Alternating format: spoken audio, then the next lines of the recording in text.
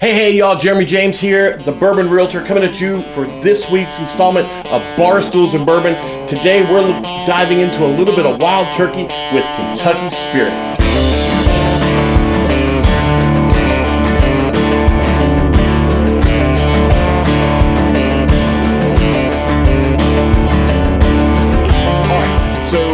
This honestly, for me, has been one of the harder ones to find for any of the wild turkey stuff, other than the Russell's 13 or whatever. Rare breed is usually fairly easy to find. For me, it's a little bit bitey, has a profile that I don't necessarily care for all that much, and so this one, this Kentucky Spirit, I've been after for a while. This is actually a total wine pick, and all the Kentucky Spirit bottles are going to be single barrel, so your mileage is going to vary, obviously. So the mash bill on these, I think it's 75% corn, 13% rye, and I think 12% barley. So not a real high rye content, but should be enough to add a lot of flavor and get us going. So let's crack this thing open. This is a fresh crack on this bottle. We're going to pop it open. Just a little bit of pop. The one thing that, for me, in my experience with wild turkey bottles, is this cork is tiny. Lot of cork problems with these things, breaking off, the caps coming off and everything else. So just be careful. Don't do a lot of hole pulling to the side or anything. Just gonna go straight up.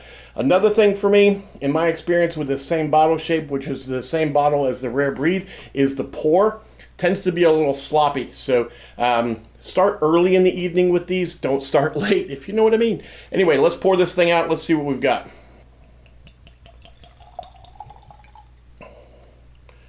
And it just proved me a liar, so who knows, whatever, right? All right, put that back on there. So these are about 8 years per the website. So should have a lot of flavor and stuff in there. Shouldn't be real grainy. Should have a lot of barrel notes.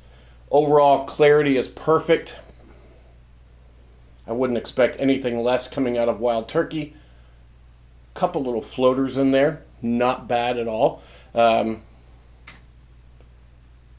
don't think it was from the glass. I just washed this stinking thing, so not sure what that's all about, but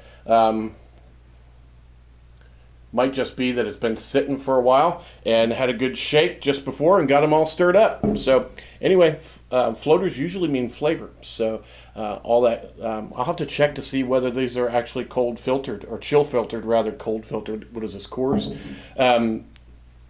So clarity looks good. Color, about average. Oh, I just did some alcohol abuse right there.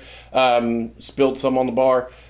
Let me clean that up before it gets down into my bar finish. Good Lord. I just poured one out, right? Bloopers and all.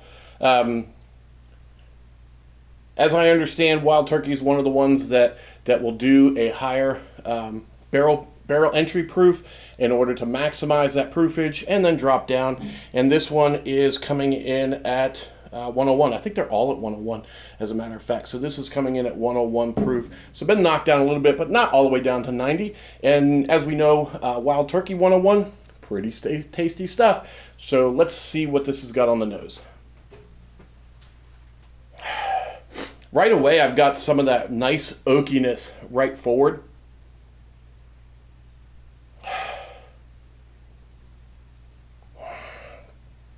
That to me is like 2x4s. Not 2x4s like pine, but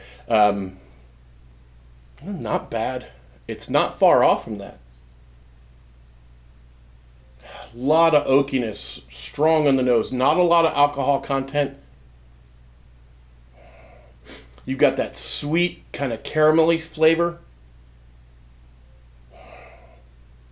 And nice citrus coming through, like a blood orange, not like straight pulpy orange juice or anything else like that. There's a little bit of earthiness in it as well. And right now, some of the guys saying, "Oh, I can't believe you smell all that stuff." I'm sorry, your nose is broke, y'all. But seriously, Get a nosing kit, train your senses so you can smell things, and then begin associating those smells with memories, and then you start pulling stuff together. But if you just want to do tastings that just, I like it, I don't like it, or just sit back and go, that's fine too. Do your thing. I do mine. So I like to connect things with memories, with ideas, concepts, flavors, smells. I like to link it all together. If you don't, it's probably not the channel for you. But then you knew that, so why are you watching anyways? Anyway, so if you haven't actually gone and taken the Stave Thief Society's Executive Bourbon Steward course, I recommend it if you're big into bourbon. I think it's $500, $250 for the course, but then it comes with a nosing kit that is incredible. Has tons of examples that was put together by, I think it was somebody in the food industry, and they work closely with the whiskey folks over at Moonshine U. Yeah, that's right, that's my alma mater.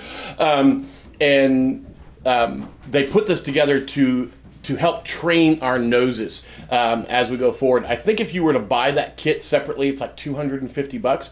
Take the course, guys. Come to Louisville, spend a weekend, go to the Stave Thief Society Executive Bourbon Steward course, and really get trained up. You actually work through an entire mash and working through that whole process and to see what all goes into actually making bourbon and whiskey. And you end up with a complimentary nosing kit after you pass your test. So you got to pay attention. It's not just all about the drink. And so definitely I would highly recommend that. Train your nose, train your palate a little bit. Don't drink the stuff in the glasses, on the little vials. Don't do that. Drink this, not that. Anyway, let's take another smell.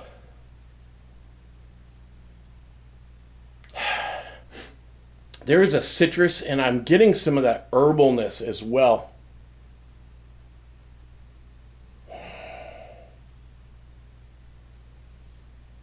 That rye is coming through nicely. You know, I'm not usually much on a rye whiskey. I tend to like the wheaters a little bit more.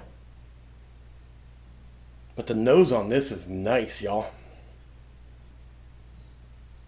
This is one on the nose you just keep coming back to over and over and over again. My wife, first time she ever went to a whiskey tasting over at Foregate, she said she'd never been in a room with more people smelling their glasses in their life. And I can concur. There were a lot of us in there just doing this.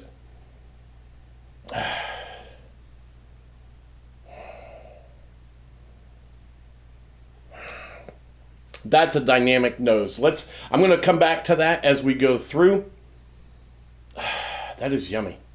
That is yummy. All right, let's see what we've got on the palate.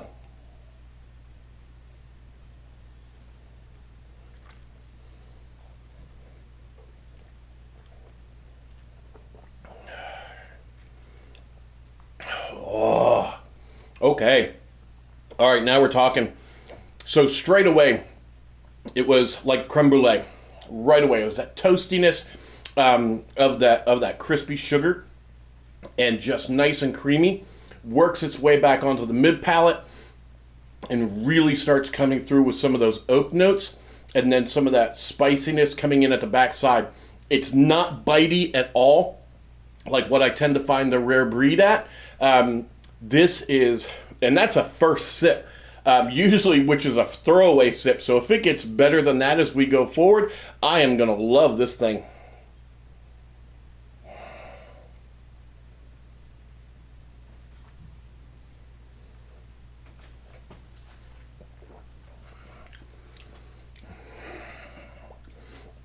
Toffees all up front. Nice oakiness in the back. Has just that little bit of... You ever have the chocolate with just that little bit of chili in it, that little bit of chili pepper? It's like that, but with caramel. So it's got just that tiny little bit of heat that makes it interesting, and that tiny little bit of pepper back on the back palate that just kind of comes back after you swallow and just says, hey, guess what? 101 proof, we're still hanging out.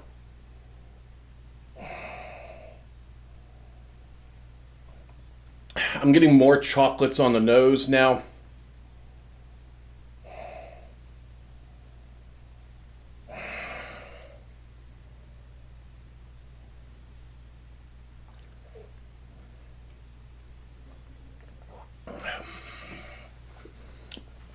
I wouldn't call it maple.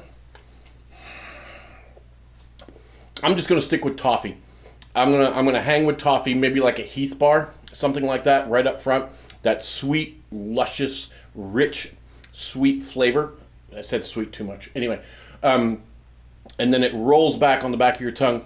The grain flavor, that rye has died down a little bit, but this is just, this is really, really nice.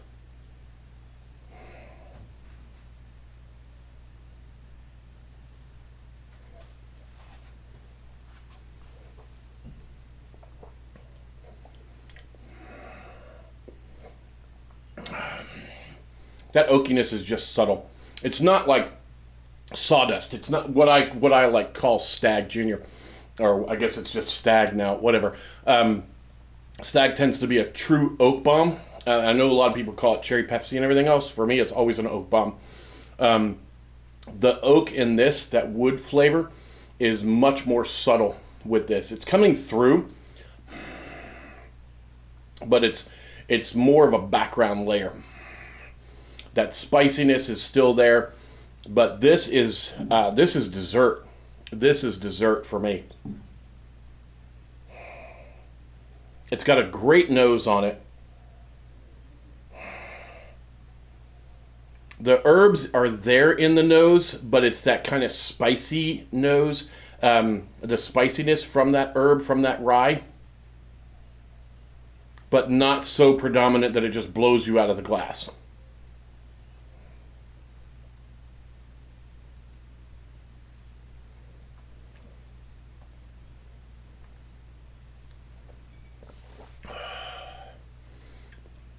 Nice little alcohol heat. Wow. Okay. Like I said, this was a little bit harder for me to find. It was the hardest of any of the wild turkeys for me to grab. And if all the single barrel wild turkey Kentucky spirits are like this, I can see why. For me, I put this up next to some of the best Russell's Reserves that I've found. It has a lot of that dessert quality. It doesn't have that big heat, that big warming jalapeno type heat that the Russell's 13 had on batch 1. This is just a delicious 101 proof bourbon, 13% rye bourbon, in 8 years, all the barrel notes you want. Just a nice little hint of that rye spiciness. Not dill. I'm not getting that green dill flavor. It's more of like a rye bread. That little bit of rye seed that you get in that bread, and you get a little bit of pepper, mustard type of bite to it. That's the kind of smell that I'm getting with this. Not quite breadiness though. Just that rye grain cooked.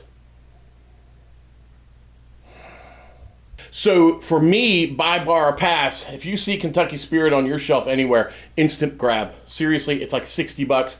This is an amazing bourbon for $60.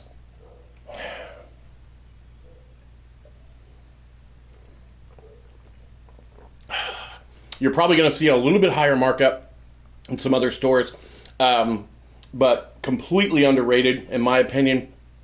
But just grab it when you see it. Instant grab all the time. Wild Turkey with Campari has done an amazing job rehabilitating their lineup from basically just being biker swill all the way up now to truly world-class whiskeys. And this Kentucky Spirit single barrel is definitely one of them. Easy buy.